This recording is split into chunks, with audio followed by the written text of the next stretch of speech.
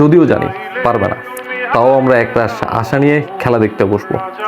হয়তো হেরে যাওয়ার পর সামান্য অভিমান বা অভিযোগ করব, রেগে গিয়ে বলবো দূর শালা, খেলাই দেখবো না।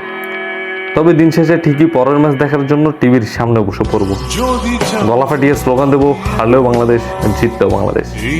শুভকামনা প্রিয় দল, চ্যাম্পিয়ন্স ট্রফিতে ভালো কিছু হবে এমনটাই প্রত্যাশা।